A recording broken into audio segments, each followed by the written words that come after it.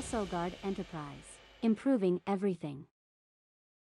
Metaverses and our company's clients. Well, unfortunate truth is that our average incoming Metaverse client, and not just Metaverse specifically, but mostly Metaverse clients, were already somehow, some way scammed. Not by us, but by other developers and artists. And here I have one list of things that happened when it comes to bad practices, inefficiencies on just one project, just a single project. And I'm gonna read through the whole list and then break it down for you.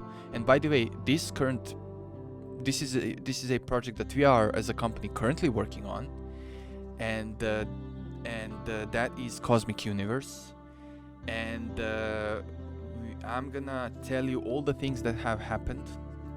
And by the way, this project is going pretty well considering all the things that have happened. Anyway, let me go through the list.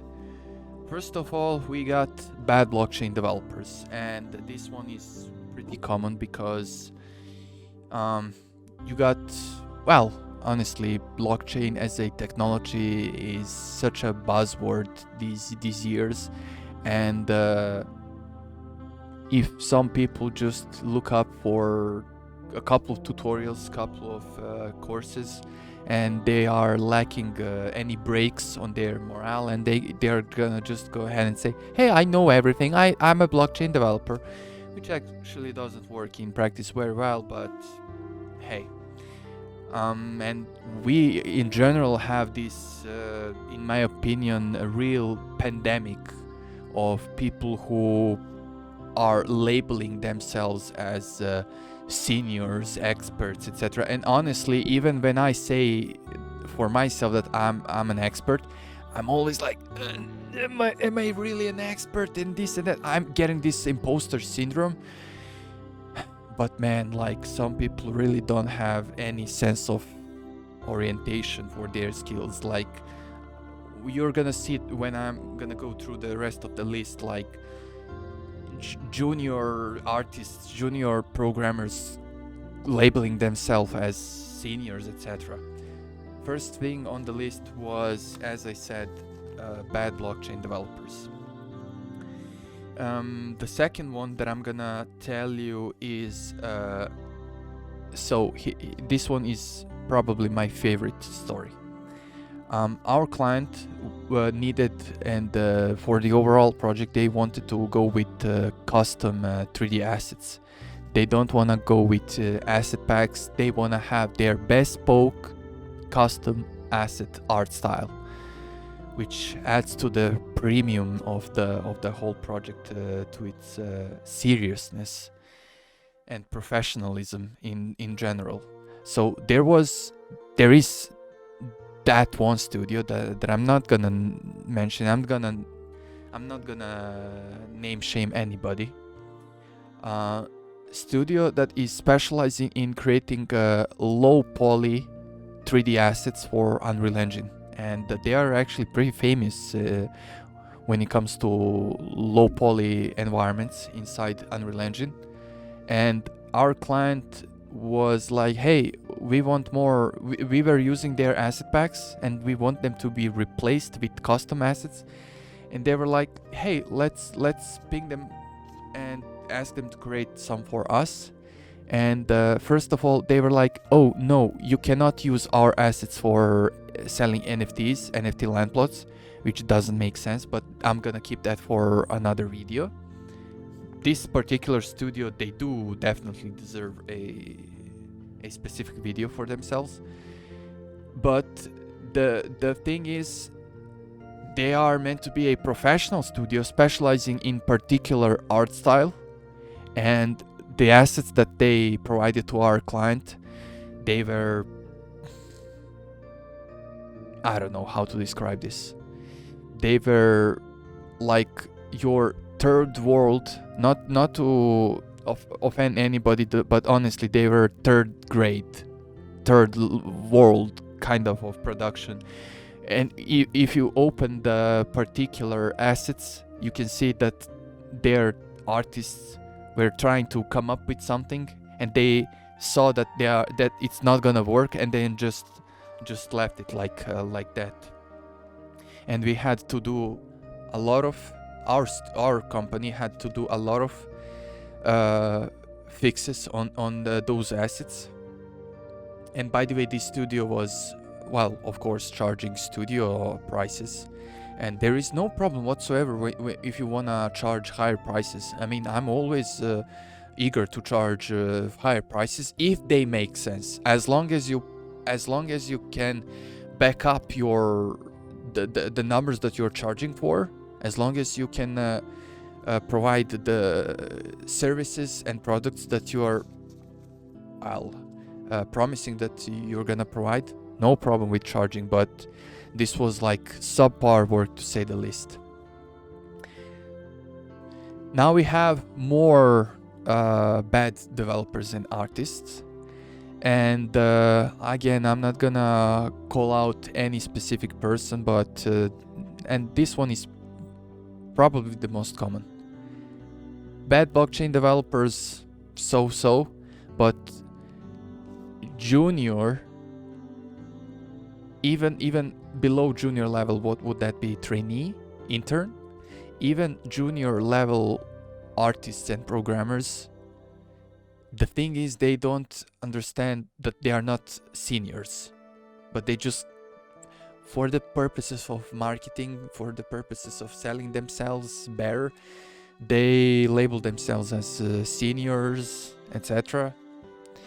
And for this particular project, we had an Unreal Engine developer, who is basically a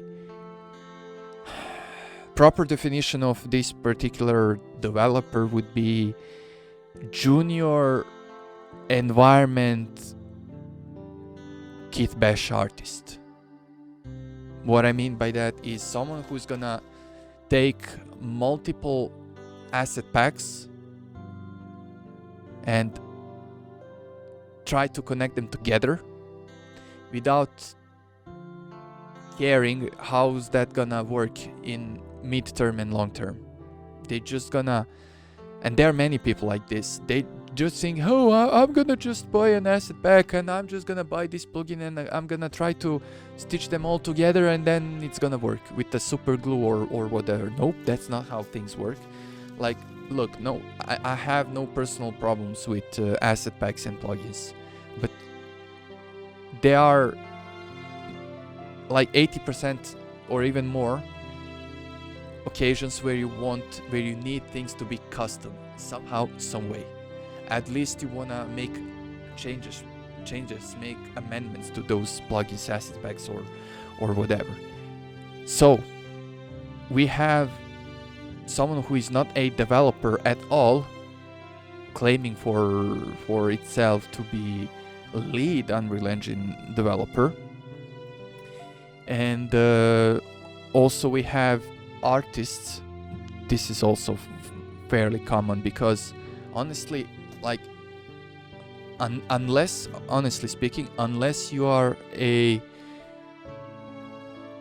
game development studio or some kind of studio that was already in 3D business for a couple of years previously, honestly, I'm not expecting you to know how to hire your developers, your artists, and this is something that we are helping our clients to do. We do hiring for them. If they don't wanna hire us as an outsourced company to do their stuff, that's no problem. But we can still offer help. Hey, you wanna hire your own in-house team? No problem, we can help with that. Artists, developers, same thing. And speaking of this, I wanna branch off a little bit, but this is why technical recruiters never found me a job, the companies that I was working for, or neither I'm as a owner of my own company, neither am I looking to get technical recruiters because they are not technical, but they deserve separate video. And now the third section, so to say, is plagiators. Yes, you heard it right. Our client needed some custom music. Well, and they hired a music composer to, well, produce some custom music for our project. And luckily or unluckily, one day one of the staff members from client's staff found out that the music actually sounds very similar to one of well-known games music pieces. And then that rang our alarm to Code Red, and then we realized, yeah, it does indeed sound familiar. And then we ended up comparing things, and even some apps caught it, and we realized that the music composer was plagiarizing music. And this music composer was also charging more than professional studios. Like I said again, I got no problem with charging higher prices as long as you can back that up, as long as you can deliver what you are charging for. But sometimes it's not the case. And also, let me point this out. Many people are using this trick. You know, this marketing slash salesman trick. If something is expensive, that means it holds expensive value, higher value. And many people are actually using this trick to trick some clients. They succeed many times actually, and that's it. More plagiators. We have concept artists plagiators. So if you have your project which needs to have nice visuals, you are gonna need some pre-production work done, and there comes into play concept art. No matter if it's 2D or 3D concept art, you need some ideas, you need some sketches, etc., etc. And our client hired a couple of concept artists, and our company's lead character artist, when he was leading the team of our art department, who were producing the assets based on those concepts, he and a couple of our artists realized that when they searched by image online, the concepts that they were supplied, they were given, they found out that they already exist somewhere. So we ended up realizing that the concept artists or concept plagiators, what they were doing is they would just scrape some concepts of the internet. They wouldn't even be concepts, they would be just renders of actual 3D meshes of hair, of clothing, of magic wands, etc. And they would pass that up to our client as a final product, as a concept art. There you go. And first of all, this is illegal because you're directly stealing someone else's work without giving them any credits, paying them anything. Pure stealing. Second, you are scamming, you're ripping off clients.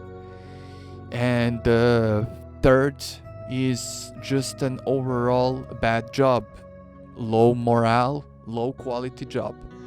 And so this is the list of things that I wanted to lay out.